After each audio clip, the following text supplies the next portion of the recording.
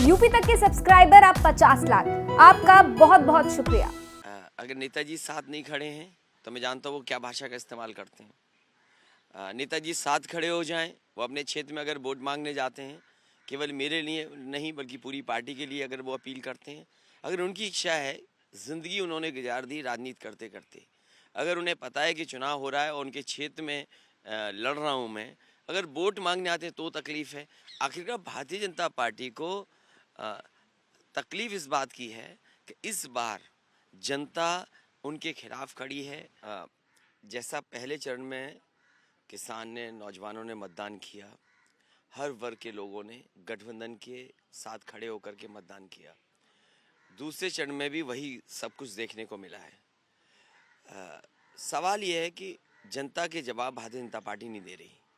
जिन वादों को भारतीय जनता पार्टी ने जनता के बीच में किए थे, वो हर वादा उनका जुमला निकला।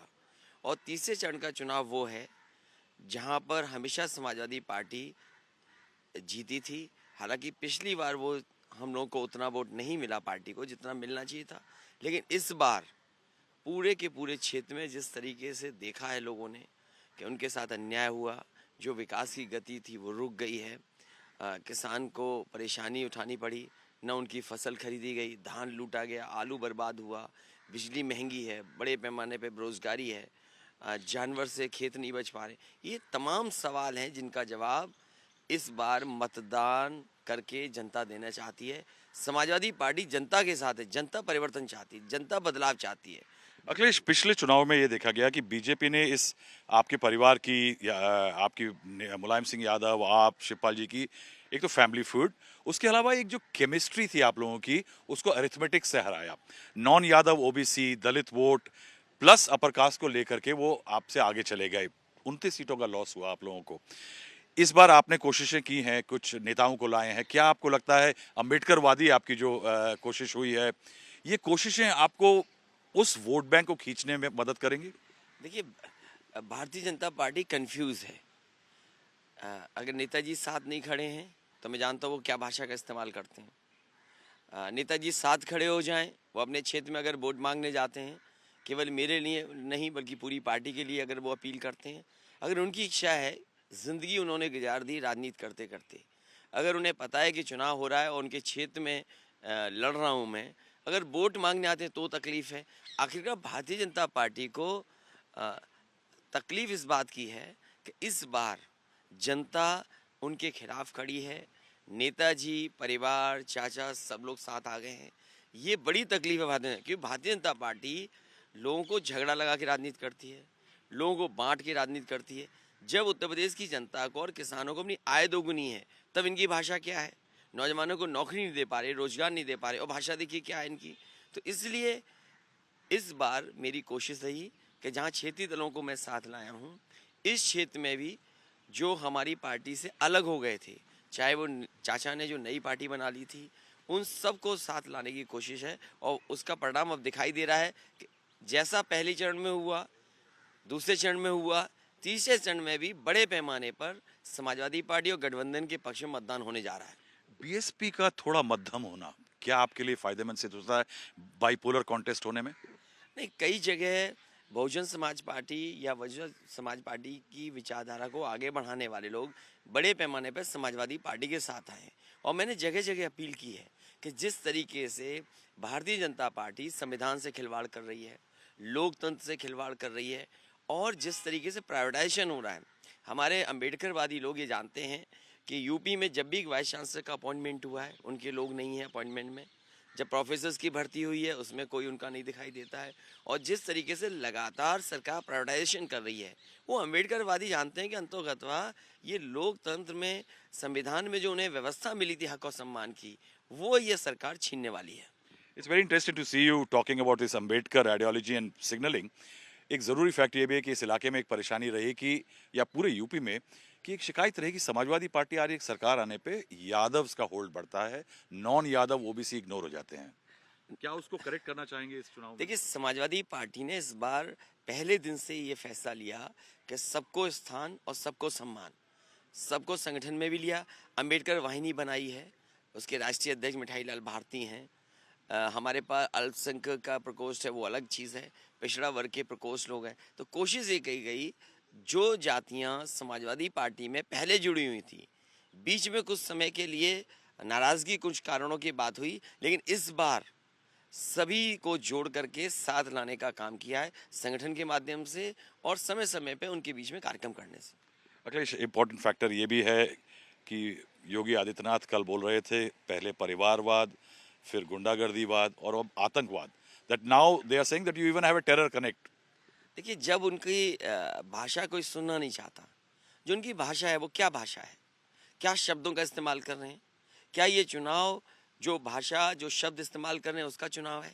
चुनाव उत्तर प्रदेश का इसलिए है कि आपने जनता को जो वादे किए थे, जो किसान को कहा कि आय दोगुनी हो जाएगी, आप आय दोगुनी नहीं कर पाए, आप किसानों का धान नहीं खरीद पाए, लूट हो गई धान में, आप किसानों को खाद और डीएपी समय पर नहीं दे पाए, बोरी में चोरी हो गई, बिजली का बिल महंगा है, अन्ना पशु या खुले जानवर इतने घूम रहे हैं कि उनको खेतों की रखवाली करनी पड़ रही है।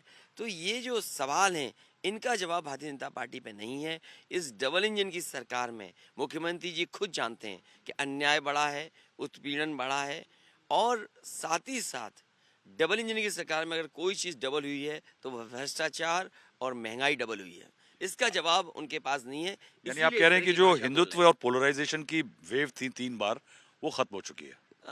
देखिए, ये उससे डर नहीं है आपको अब? बीजेपी का हमेशा जैसे ही चुनाव आता है वो उनका तरीका है काम करने का कि कैसे सोसाइटी को डिवाइड करें, कैसे हिंदू मुसलमान करें, हर पुरानी नई चीज़ या सदियों पुरानी चीज़ों को उखाड़ करके लाएंगे और जनता के सामने रखेंगे। लेकिन आज नौजवान जागरूक है, आज नौजवान नौकरी रोजगार चाहता है। कोविड के समय पे उन्होंने संकट देखा है, परेशानी देखी है कि उन्हें अस्पताल नहीं मिला, दवाई नहीं मिली, बिस्तर नहीं मिला और ऑक्सीजन ही सरकार नहीं दे पाई। आप किसान की मदद नहीं कर रहे हैं, बड़े पैमाने पे नौकरी बेरोजगार घूम रहे हैं। आपने वादा किया था कि हम कारखाने लगाएंगे, इन्वेस्टमेंट मीट की थी, डिफेंस एक्सपो लगाया था। आखिरकार डिफेंस एक्सपो, इन्वेस्टमेंट मीट का क्या असर दिखाई दे रहा है? वन डिस्ट्रिक्ट वन प्रोडक्ट की बात कही, क्या आपने एमएसएमईज की मदद की है? तो ये जो इंडस्ट्री को नुकसान पहुंचा, कारोबार, नौकरी नहीं मिली, 11 लाख पद खाली हैं, नौजवान जानते हैं इस बात को। तो बाबा मुख्यमंत्री ये बताएं ना कि 11 लाख पद क्यों खाली रह गए 5 साल में? यानी जो लाभार्थी अन्न योजना, जो लॉकडाउन में अन्न मिला, वो उतना बड़ा फैक्टर नहीं बन पाएंगे। जनता ये जानती है कि पहले राशन नवंबर तक था। जनता ये भी जानती है कि मार्च तक राशन कर दिया है। जनता ये भी जान गई है कि दिल्ली के बजट में राशन के लिए कोई इंतज़ाम नहीं किया गया। और जब प्रदेश सरकार ने कोई इंतज़ाम बजट में पहले नहीं किया तो आने वाले समय में कैसे देंगे? इसलिए समाजवादी पार्टी ने कहा है कि गरीबों को राशन और उनके पौष्टिक आहार का इंतज़ाम समाजवादी सरकार में होगा। और जब तक समाजवादी सरकार रहेगी, राशन के साथ साथ उन्हें घी और सरसों तेल भी दिया जाएगा और उनका पौष्टिक आहार कैसे उन्हें मिले, स्वास्थ्य कैसे अच्छा हो, उस दिशा में काम करेंगे। You have to vote for yourself Akhilesh. अपनी पार्टी के लिए वोट देने वाले जाने वाले हैं करहल। करेल यानी जो आपके खिलाफ खड़े हुए हैं, वो एक समय आपके साथ खड़े हुआ करते थे। नहीं, उनका तो कोई भरोसा नहीं है। वो तो जहाँ जाना चाहेंगे वहाँ चले जाएंगे। उन्हें स्वार्थ जहाँ दिखाई देगा, कभी समाजवादी पार्टी में थे, कभी बसपा में थे, आज बीजेपी में हैं। कल कहाँ होंगे? कल हो सकता है बसपा में हो, कल हो सकता है समाजवादी पार्टी में आ जाएं। उनका क्या है? वो तो केवल यहाँ किसी दिल्ली वाले बड़े नेता ने उन्हें कहा कि जाओ करहल में कुछ माहौल बनाओ, वो माहौल बनाने आए थे। वो तो दावा ये कर रहे थे पाल लोगों के गांव में जा कर के कि पाल लोगों, मैं लॉ मिनिस्टर बन गया हूँ, देखना आप आने वाले समय में चीफ जस्टिस आपका होगा, सुप्रीम कोर्ट में जजेस आपके होंगे, आपके हाई कोर्ट में जजेस होंगे। कमाल के न्याय मंत्री हैं। क्या ये मंत्री अपनी बिरादरी के जज बना सकते हैं? क्या अपनी बिरादरी के सुप्रीम कोर्ट में जज बन जाएगा इनके कहने से? क्या हाई कोर्ट में जज बन जाएगा? कमाल के लोग हैं, दिल्ली के हैं, बड़े नेता ने भेजा है, भारतीय जनता पार्टी के जैसे लोग आए और गांव में ये समझा रहे हैं कि जज बनाएंगे हम आपको। सफाई में आप कितनी बार अब वोट दे चुके हैं? जब से मैं समझता हूँ, जब से चुनाव देख रहा हूँ मैं और जब से स्कूल पास किया हूँ मैं, जब चुनाव हुआ तब मैंने वोट डाला है। क्रिटिकल वोट है इस बार, आपको लगता है आपके लिए, पार्टी के लिए और आपके करियर के लिए? देखिए, वोट और लोकतंत्र में और वोट का पढ़ना, मैं तो अपील करता हूँ कि ज़्यादा से ज़्यादा वोट पड़े, जिससे हमारा लोकतंत्र और बलवान हो और मजबूत हो। लोगों को बाहर निकल के ज़्यादा से ज़्यादा वोट डालना चाहिए। और क्रिटिकल तो नहीं कहूँगा, इस बार साइकिल की रफ्तार बहुत तेज है। इस बार पता नहीं भारतीय जनता पार्टी कहाँ पहुँच जाएगी। मुझे लगता है भारतीय जनता पार्टी जहाँ से शुरू की थी 47 सीट से 325 आए थे, ये दोबारा 47 पर पहुँच जाएंगे।